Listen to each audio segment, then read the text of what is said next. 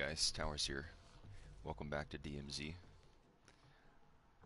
Today we're going to go over the gunsmith application, how to build guns, how not to build guns, how to improve your gun building skills, which guns to build. So much of your success in the game is going to be dependent on how usable and viable your loadout is. You need to be picking guns that you can actually use. You don't need to be concerned with weapons that streamers are using all the time. You gotta understand that streamers are, the big guys are, they're professionals. They have been playing games for a long time. They have very good instincts.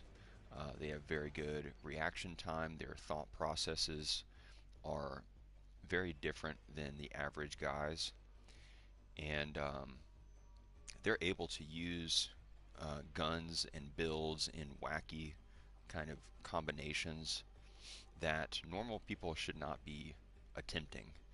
Um, and To be able to build guns effectively and to be a better gunfighter, um, the first thing you have to do is actually just build a gun where you can hit your shots with the gun, using the gun at effective ranges, not using the gun in too close of a proximity or too far away to be effective. It's all about just delivering those shots on target consistently, reliably, and accurately in most scenarios. And most people are playing the game on a console, on controller. Um, you know, the PC market is huge. Uh, it's easy to get an okay PC gaming setup, but most people are using consoles. Um, we're a few years into the life cycle of the latest generation of consoles, which is like the PS5 era. But the PS5 we're kind of in the middle of that console's life cycle, and we're probably going to be seeing a new PlayStation, a new series of Xbox. We also have things like the Steam Deck and stuff, but I'm not sure if you can play Call of Duty on that. Um, but anyway, so what I'm going to do here for you right now is I'm going to build out a weapon for the first time, and I'm going to walk you through exactly how I'm doing this and why I'm doing what I'm doing. Lately I've been using a lot of LMGs just to challenge myself and to be more effective with a wider range of weapons. But since I'm playing on controller, I'm actually not a sniper. I've stopped using sniper rifles because I play with crossplay, and that means I'm going up against PC players. Their aiming input is, um, you know, the you want to be if you're sniping, you need to be on PC because the aiming input is just built for it. The aiming is so much more intuitive and easier. Um, Things like movement and fluidity are easier to achieve on a controller, and the game is kind of set up for that. But the strict aiming and shooting portion is, you will not find a better input device than a mouse and a keyboard for that. Um, but So since I'm on controller, I've gravitated towards SMGs, LMGs, and ARs, and um, those are the weapon classes that you're going to get your aim assist in. You're not going to get any aim assist using a sniper rifle or a marksman rifle or anything like that. Um, you're going to get your aim assist in the assault rifle class, in the SMG class and in the LMG class. And I'm not a big fan of shotguns. I don't like the play style really. Um, so we're not going to be concerned with that at all. Um, that could be a topic for a future video, but today we're just going to focus on ARs, SMGs, and LMGs. And there are many different weapons in these classes that you can choose from. Some are, uh, you know, really not worth taking, and others are what would be considered meta or advisable weapons. Some meta weapons off the top of my head are the TAC 56, the Castoff 74U, the M13 Bravo, the Razorback, the Advancer, and the Geist. And those are the weapons that I would suggest you start learning how to use and building effectively. Probably the first weapon you should focus on is the TAC 56, and that's because in every match, in every raid of DMZ, you can find a 5 attachment TAC 56 at high rise. You should know about this weapon already, but if you don't, it's on the kind of the first landing that you'll get to if you take the initial zips up from ground level. It's going to be on the east side of high rise, so the side that is towards Police Academy, and right next to the parking garage, the underground parking garage. There's a landing there that, hey, welcome in, that usually an HVT will spawn at with a bunch of guards, tier 1, 2, and 3 bots. But sometimes that HVT does not spawn there, but every time you're going to find a TAC 56 and a, let's see, it is a sniper rifle, I think it's the SPX 80. And those are both 5 attachment weapons. As ground loot, you can pick them up, carry them out. Those will be added to your contraband stash. But the TAC 56 from high rise is going to look like this. It's going to have a 60 round mag. It's going to have a holotherm optic. It's going to have the 17.5 inch Tundra Pro barrel. It's going to have the Echoless 80 suppressor. And finally, it's going to have the FTAC Ripper angled foregrip. And so this is what the weapon is going to look like when you pick it up off the ground. And in this configuration, it's good. It's not excellent, but it is good. I would recommend taking it to a workbench immediately if you plan on using it in the match, and getting rid of the holotherm optic and using the iron sights. The iron sight, the sight picture that you're going to get is one of the best iron sight pictures in the game, and this is what that looks like. It has a very clear front sight post. It has a very minimal rear sight, and the whole sight picture is elevated up and away from the rest of the weapon, so you have a very low chance of obscuring an enemy player in your sights. The only way you're going to do that is if you're completely off-centered and aiming way too high. And so if you're walking around like this all the time, that might happen. Or if you're improperly centered and walking around looking for things on the floor, proper centering is going to be keeping your crosshairs at chest level, chest and head height, and that's going to enable you to be ready for gunfights at any moment. People are not going to be crawling around on the floor out in the open, and they're not going to be dropping in from parachutes at random. So you're going to need to keep your weapon centered like this. And if you do, you are able to take advantage of the best sight picture in the game for the AR class.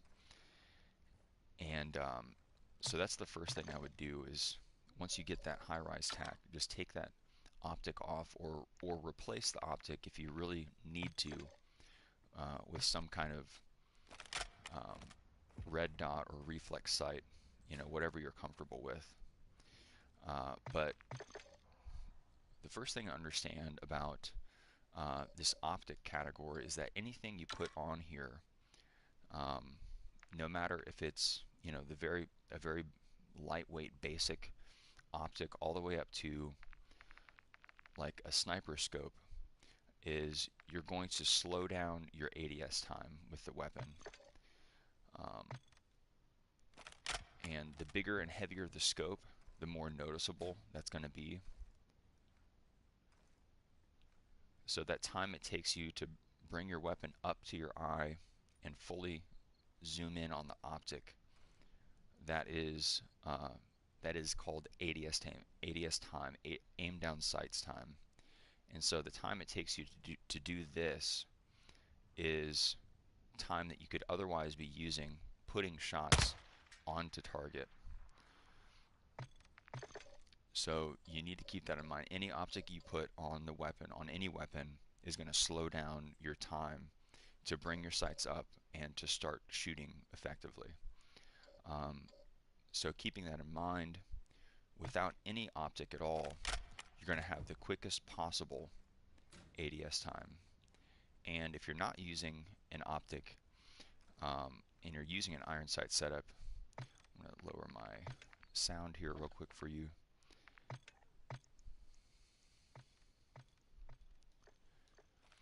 You can start shooting,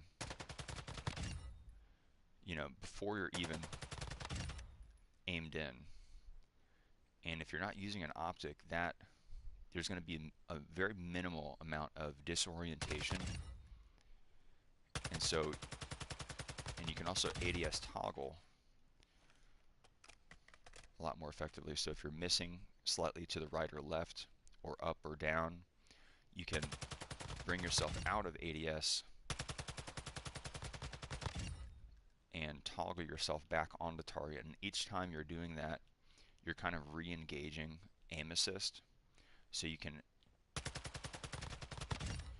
effectively lock yourself onto a target by ADS toggling.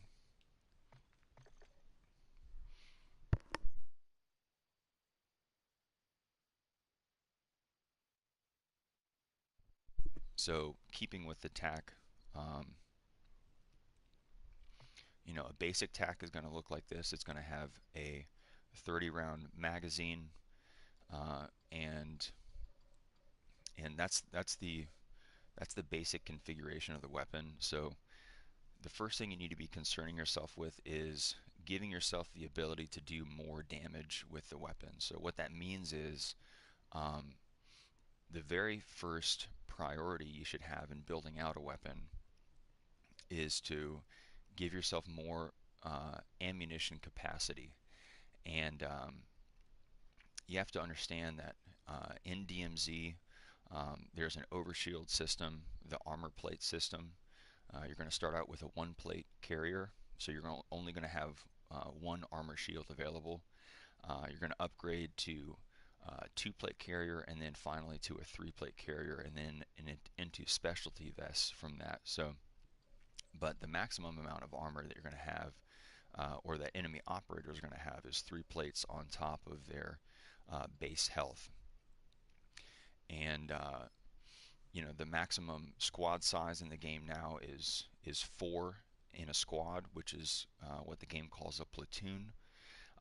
But even just going up against one guy in a 3-plate system, you're going to need as much ammunition as possible to defeat his overshield system and then to bring his base health down to 0, to put him in a knocked or a downed state, and then finally to finish him off from that knocked or down state. So you have to kill each player effectively 3 times. You have to delete his armor, delete his base health, and then delete his knocked health. So 30 rounds is not going to cut it on a fully plated team of 3 or 4 people, or even just 1 or 2 people, depending on how good your accuracy is and how skilled you are and experienced you are as a player. So we'll take a look at just defeating one target first. So if I don't engage my rotational aim assist, that is moving side to side, if you're moving forward or back against a target, you're not going to be engaging that rotational aim assist, which is going to be only kicking in if you're moving laterally against the target. So I'm going to aim and shoot at this guy in fully automatic without engaging any rotational aim assist, and I'm going to do that at the guy at 10 meters, 20 meters, and then 30 meters.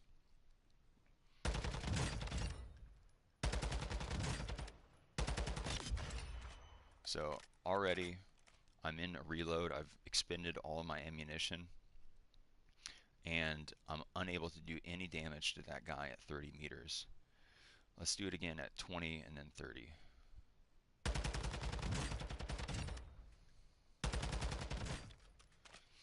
So I'm able to break and knock this guy, but I'm only able to break this guy. He's still up and able to do 100% of his damage to me.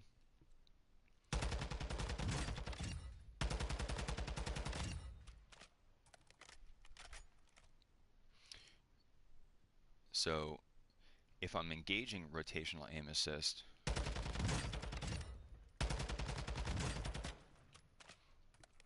I'm able to put more of those shots on target.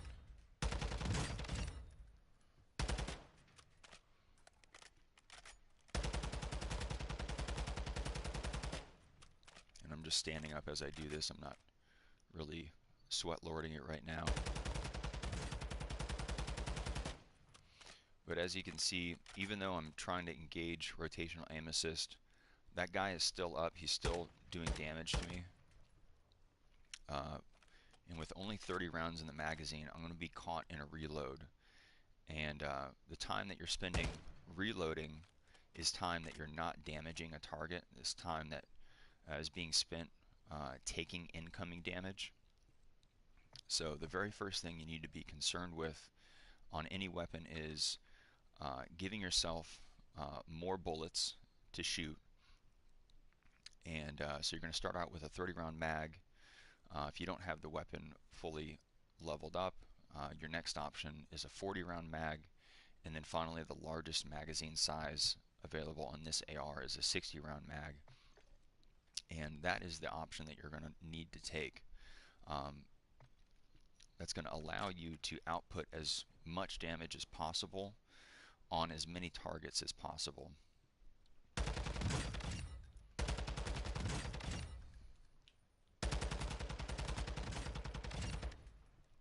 So I'm able to break and knock all 3 of those guys, and I still have ammunition left in the magazine.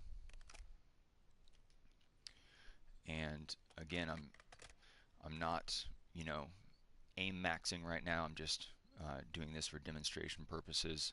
If I'm sitting down, fully locked in, I'm able to hit even more of those shots. But that's the very first thing you need to be concerned with when building out a weapon, is just having more ammunition at your disposal. And one thing to consider is that when you, even when you put a magazine on the gun, you're still affecting your weapons handling. So you can see you have, you get 60 rounds, but you have less movement speed. Your ADS time is slower. The time it takes you to actually reload to put in a new magazine is also slower, and your sprint to fire speed is slower. So what is sprint to fire speed? Sprint to fire speed is the time it takes you from going into attack sprint into being able to fire the weapon. So that looks like this. if I go into attack sprint, I have my weapon up. I'm going to switch controllers here because this one is really old and busted.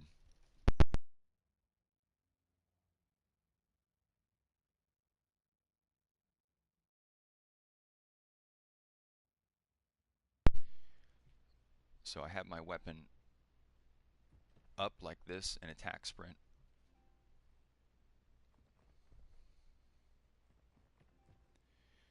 As opposed to moving, just walking forward. I can fire freely as I'm walking forward. Hey, welcome in.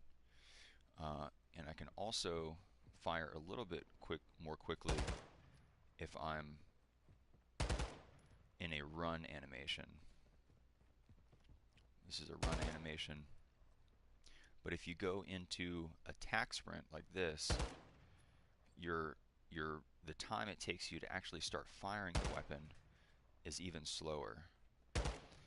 And I would recommend putting on the automatic attack sprint setting. So when you push your movement stick, your left stick, all the way forward, you automatically go into attack sprint. If you don't have this setting enabled, you're going to have to click in on your left analog stick to engage in attack sprint, and that's just more time that you're wasting, more time that it takes you to be mobile.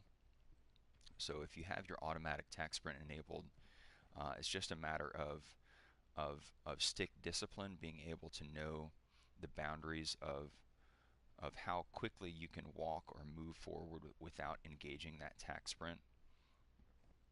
And that's something you can practice in the firing range. But sprint to fire speed is that time right there when you go into attack sprint and when you're able to start actually firing. So just the magazine, a larger magazine alone will affect that.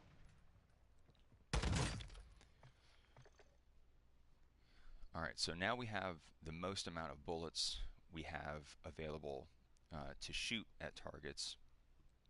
So now we need to start finding a way to maximize the effectiveness of all those bullets we've just put in the gun.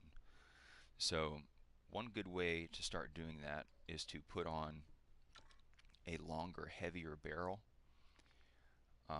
This isn't going to give you any recoil control outright, but it is going to maximize the effective range of your weapon. So this 17.5-inch long barrel on the tack will increase your damage range and your bullet velocity, and it'll also give you a little bit of hip fire accuracy, something that the tack is notoriously bad at. But that's not too concerning, because if you're using an AR, you're going to be using that in an ADS fashion. You're going to be delivering your shots onto a target in ADS like this, and you're not going to be trying to hip fire a guy down.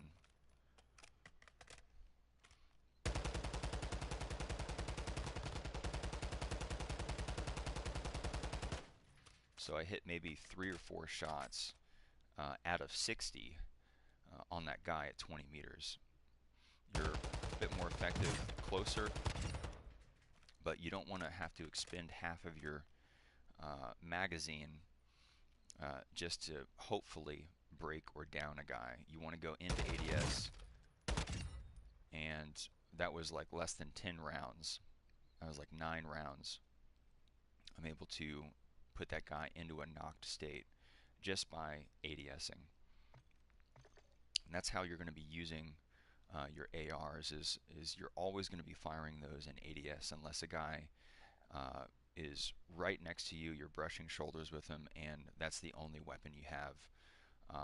You know, the most effective weapon is going to be the weapon in your hands. You may not have time to switch to a secondary, or to go for a throwing knife, or to go for a melee or something like that. You might just panic and just start firing, and that's okay if that's all you have. But so we have more bullets, We have the ability to put those bullets out to longer effective ranges and to put them there more quickly with added bullet velocity. And in the very early days of DMZ, everybody was running suppressors. Everybody was playing a little bit more, um, tactically. People didn't know the map. They were more. Everybody was in more of a survivalist mode. Um, so suppressors were kind of the king of the early meta in DMZ, and a suppressor uh, will reduce the sound signature of your weapon. Firstly, it'll make your weapon less audible at distances. So if I'm shooting the guy at 30 meters back there, and maybe his back is turned to me, maybe he doesn't know where I'm shooting him from, I can start putting damage onto him, and he doesn't know exactly where I am. This guy at 10 meters and even the guy at 20 meters are going to hear me, uh, but it's going to be a little bit it's still going to be a little bit harder for them to know exactly where those shots are coming from. But that guy at 30 meters and beyond is going to have a very hard time pinpointing where my firing position is. Um, Suppressors also usually give you some kind of recoil bonuses. They usually give you added bullet velocity and added damage range. So that is another way to uh, make your weapon a little bit more effective. And there are many different suppressor options. I've noticed that I was always running the Echoless 80. That was my preferred suppressor for a long time, but I've noticed that the Zulu 60 actually gives me a little bit better recoil. Um, you can see that bar graph down there. It's the third from the bottom. Um, with the Echoless 80, you get a little small sliver of green towards improvement in recoil control, and with the Zulu 60, you can see that's actually probably doubled. So not all suppressors are created equal, um, and the heavier your suppressor, like if you go for a Harbinger D20, you're going to get even more recoil, but you're going to be even slower bringing that weapon up and aiming down sights with it. So you don't want uh, an attachment that will, you know, that will give you some diminishing returns. And what that means is, uh, like say for example, this 60 round mag, um,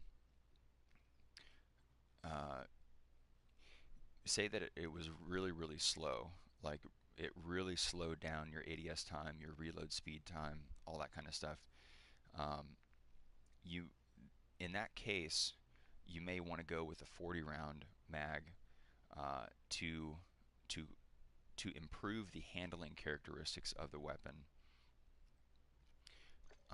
And this is the case on like SMGs, for example, like the Lockman sub. The Lockman sub has a a 50 round drum, which is 10 more bullets, but um, everything about the weapon just becomes slower. Your movement speed, your ADS time, all the handling characteristics become a lot slower if you choose that 50 round drum. And on the Lockman sub, uh, your best option is actually the 40 round.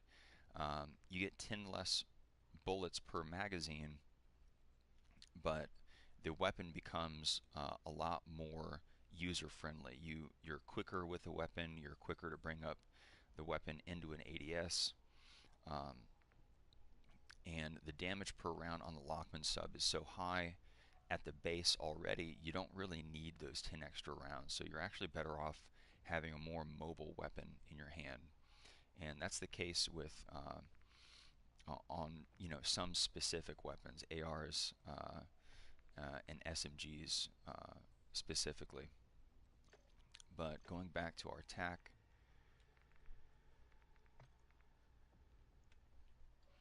So we have our 60 round magazine, just more bullets that we're able to shoot out of the gun. We've got our heavier barrel. We're going to put those bullets out at more, we're going to be doing more damage at longer distances, and we're going to be delivering those bullets quicker to the target with more bullet velocity. And from here, you can kind of customize from here, but these are the two most basic attachments that you would want to put on a tack. I would advise you to start using armor piercing rounds on an AR platform to shoot through cover. You're going to be using an AR outside of buildings, shooting into buildings or through and beyond hard cover. So you're going to be shooting guys that are, like, say this was a penetrable cover and I knew where this guy was behind it, I could start shooting and doing damage through cover without exposing myself and without giving that guy a full view of my body. And you're still going to be able to do that even without the AP rounds, but you're going to be doing less damage. So if you're able to fully break or down or kill a guy and he's not even able to see you, the chances of you taking damage are further reduced, so that just increases your survivability. So you're going to want to start practicing and getting used to shooting through cover, and you're going to get a sense of which things are bullet penetrable and which are not. Not all surfaces in the game are bullet penetrable, but most of them are. For example, in a buy station, in an ammo depot, those two-story kind of donut-shaped buildings scattered throughout the map. Every single surface in that building, all the walls, all the floors, all the ceilings, everything is penetrable. So if you know a guy is in a corner somewhere, you don't have to go in there to do damage to him. You can shoot him through the wall, start doing damage to him where he's unable or unwilling to do damage back to you. So we've got 3 out of our 5 attachments for this tack here. What are the last 2 that we're going to put on? Well, I've found that usually the muzzle category and the underbarrel category are the best ones to exploit, and that's for recoil control purposes.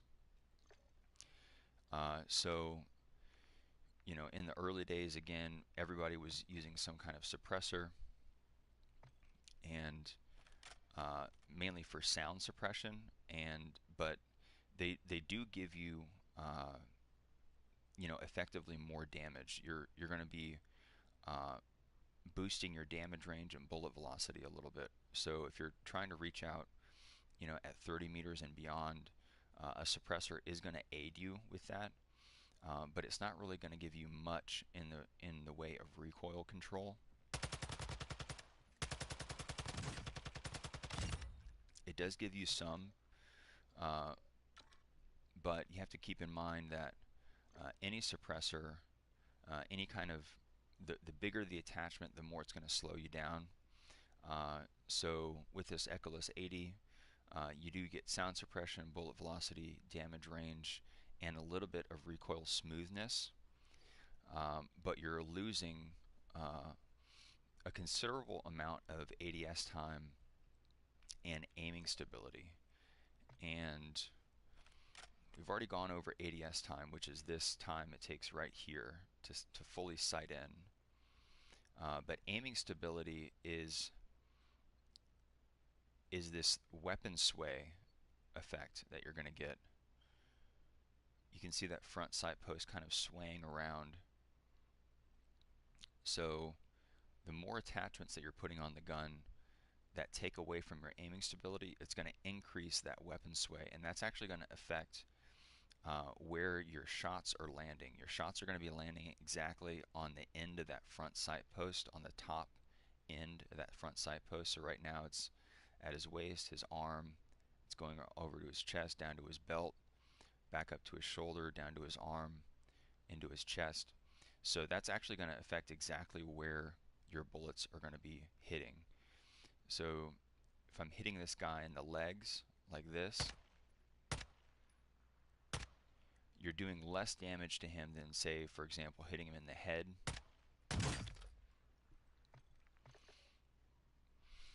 So you can use suppressors, and they will boost, they will give you some overall damage boost, but you want to be using a suppressor with the best statistics spread possible. So instead of an Echolus 80, you would want to go for a Zulu 60 for you're getting a suppressor, but you're not getting a lot of the debuffs that you would be getting with an Echolus 80. You're getting a little bit better ADS time, and well, I don't know about that, but you're getting a little bit better recoil. So you're getting what you would get with the Echolus 80, but you're also getting a little bit better recoil, which is the main kind of focus of any attachment.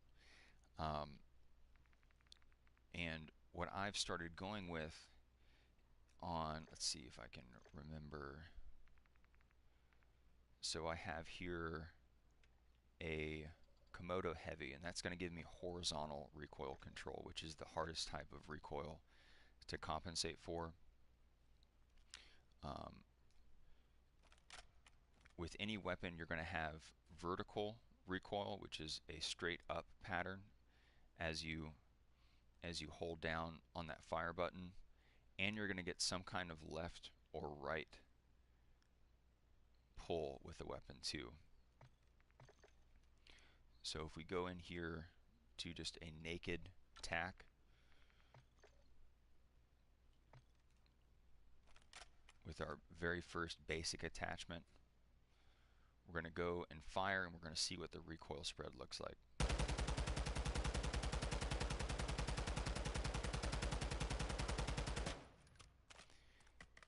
So here we see that we have vertical recoil. It hooks off to the left, it comes back and veers pretty harshly to the right, and then it goes back up into a mostly vertical, and then finishes off in a slight hook to the right. So you're going to have to be holding your aim stick down most of the time to the right to compensate, or to the left rather, to compensate for that rightward hook, and then down again as it gets farther up.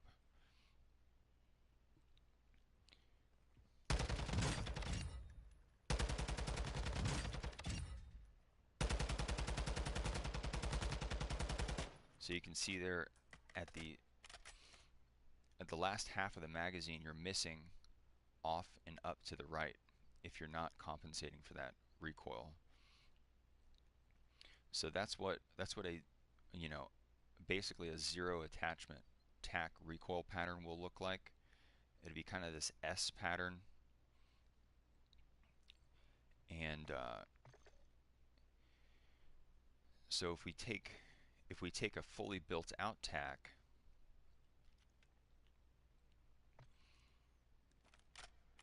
and we do that again,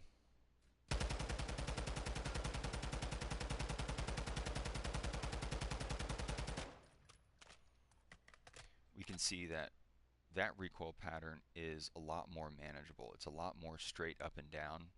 So you're eliminating one axis that you have to compensate for.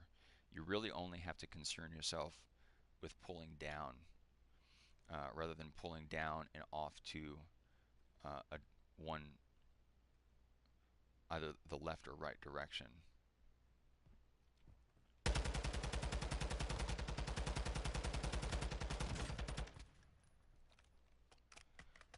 sit down here so give you guys a better idea of what this will look like if you're compensating for all the recoil. What I'll do is I'll bring in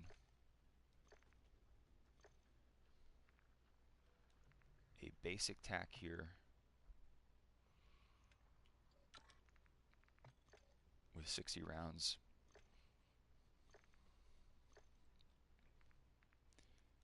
And then I'll bring in a built-out tack.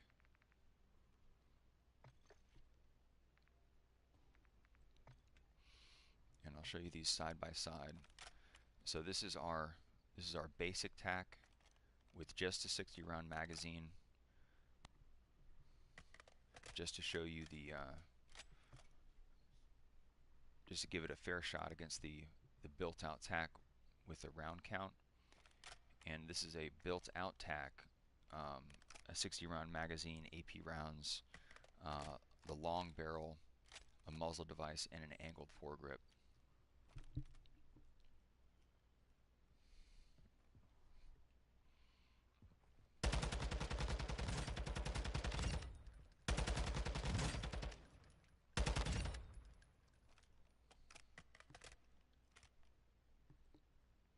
So this is just the basic tack here. I'll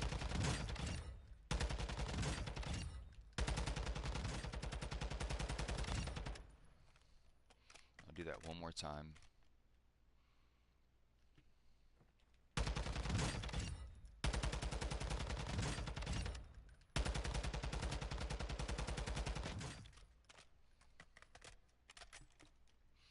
Alright, and this is our built-out tack.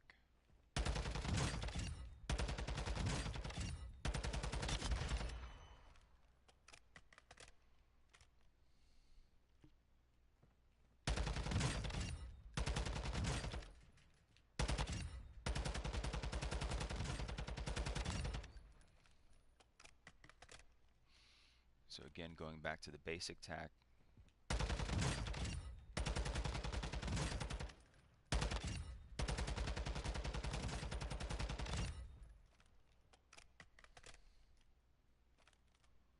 And the built-out tack.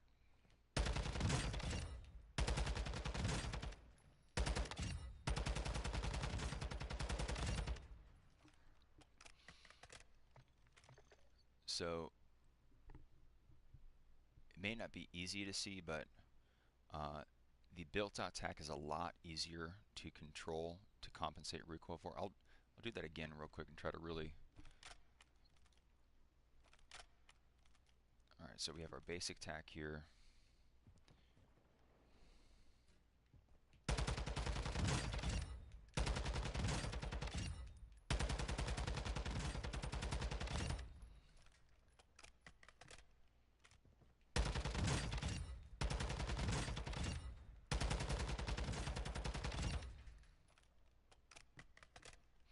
We have our built-out tack.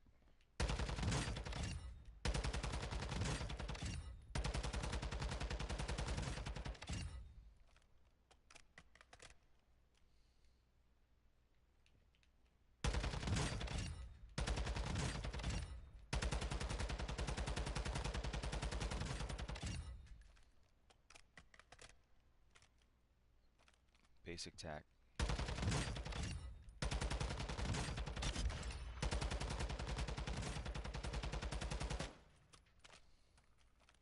Built-out tack.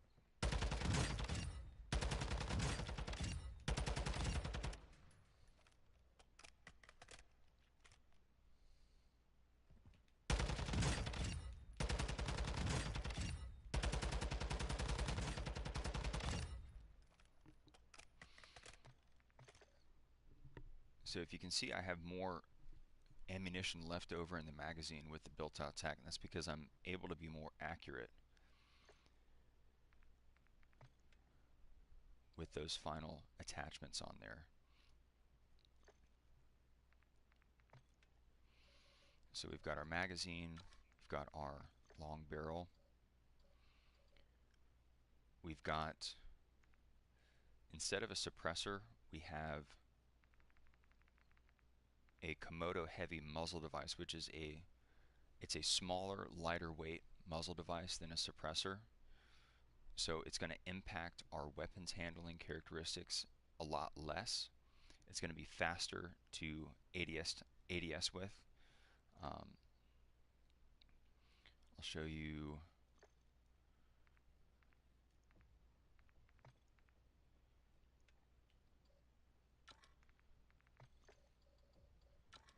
Show you the same weapon. So we've got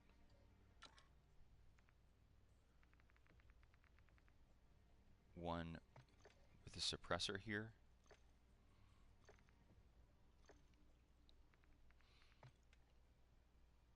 And we've got the same setup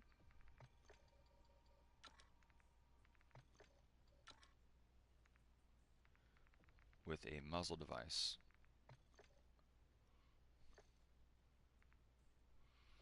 So we got the muzzle device and a suppressor. We're going to take these into the firing range.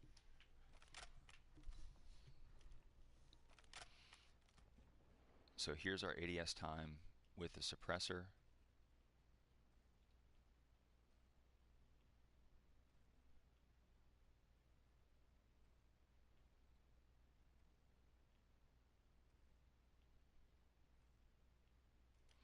And here it is with the muzzle device, a lighter weight muzzle device.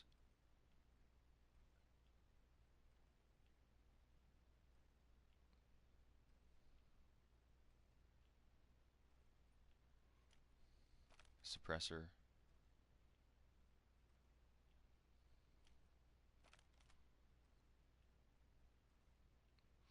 So it may be hard to see, but it is a lot quicker with that Komodo heavy muzzle device than with the suppressor.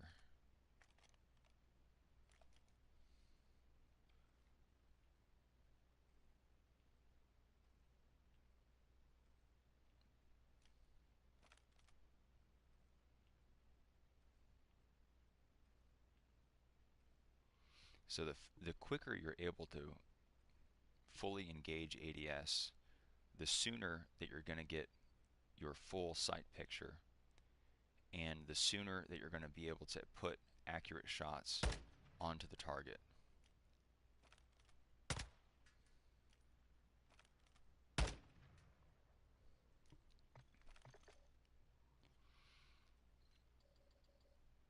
Alright, so we have a muzzle device of choice, and again this one is going to give us horizontal recoil control.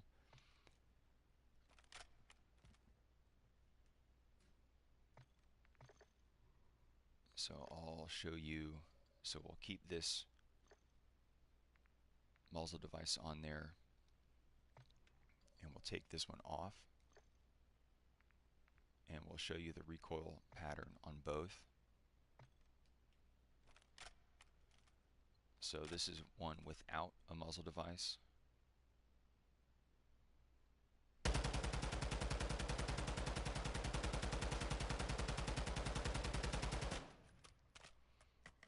So we'll take a look at that. It's kind of dancing left and right as we go up. And here's with the Komodo Heavy on there, which gives us horizontal recoil control.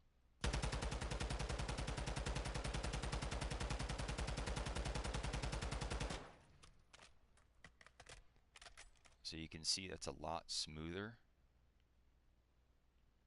whereas this one is kind of dancing left, right as we go up. And that's going to translate into being able to put more shots accurately on your target. So we're going to shoot this guy at 30 meters and 20 meters with no muzzle device, and then also with the Komodo Heavy, the horizontal recoil control device.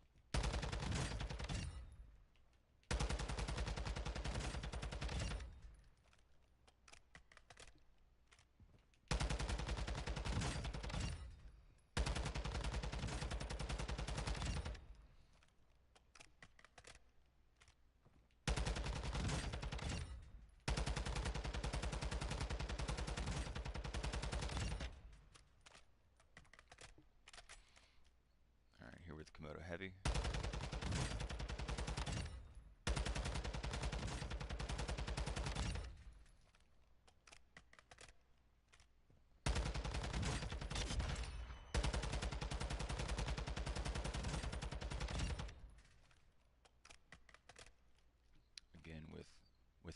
muzzle device.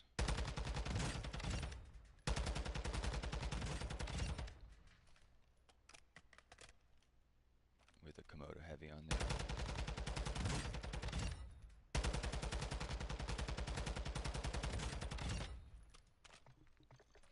So it may be hard to tell with me demonstrating, but it definitely makes a huge difference. It's a lot easier to control that recoil with a good attachment. And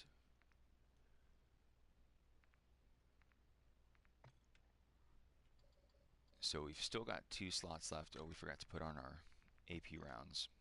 So we've got 1 slot left. We do have, we have a laser category, a stock category, a rear grip category, and an underbarrel category. And we've already decided that we're going to keep our iron sight picture there, our iron sights up for the best sight picture and the quickest possible ADS time.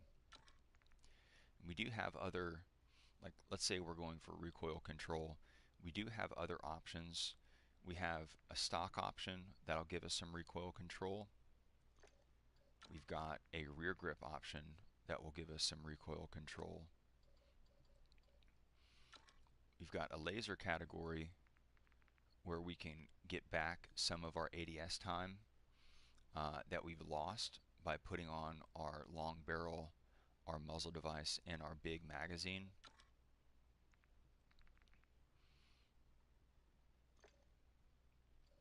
And again, not all lasers are created equal. There are hip fire lasers and there are ADS lasers. And since we're putting this on an AR, we're going to be wanting to focus on ADS characteristics. We don't care about an AR's hip fire capability. Using an AR at regular AR ranges, that is medium and long distances, we're going to be wanting to maximize our ADS accuracy. So the best laser for that for an AR is going to be an OLE5. You have these other more basic lasers, but the OLE5 will give you sprint to fire speed along with better ADS time and aiming stability. But the ADS time, even without the laser and with most of our attachments on, is still pretty quick. So we could put a laser on to reduce that sway. We're just going to take a look at our weapon sway here.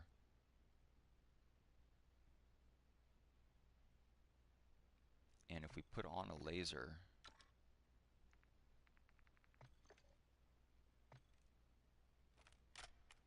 that weapon sway is going to be a lot less pronounced. It's going to be a lot calmer.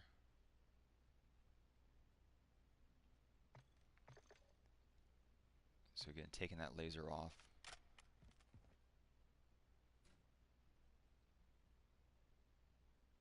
And we can see a lot of sway there, along with a slower ADS time.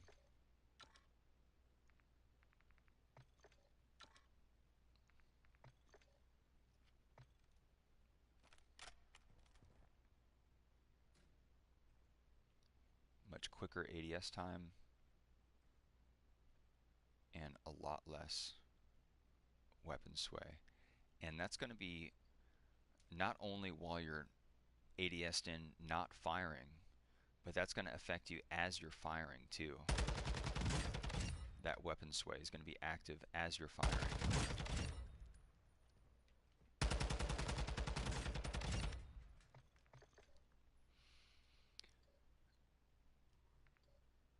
So I think we can deal with the weapon sway, and our ADS time is not too terrible, but we want the weapon to be even more accurate. We want even better recoil with the weapon. And this is a relatively low recoil weapon anyway. it's a relatively low rate of fire weapon, so we don't have to spend a huge amount of time mastering that recoil.